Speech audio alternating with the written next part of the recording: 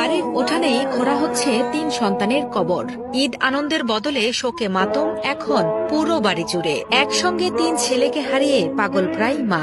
আরো মর্মান্তিক হলো, ঠিক ৩ বছর আগে এই রমজান মাসেই আরেক সন্তানকে হারিয়েছিলেন এই অভাগী মা।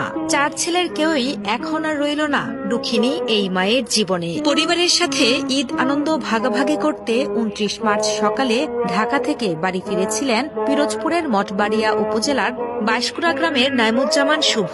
ভোরে বাড়ি ফিরে ছোট ২ ভাই শান্ত ও নাদিমকে সাথে নিয়ে ঈদ উপহার দেওয়ার জন্য আত্মীয়ের বাড়িতে যাচ্ছিলেন শুভ।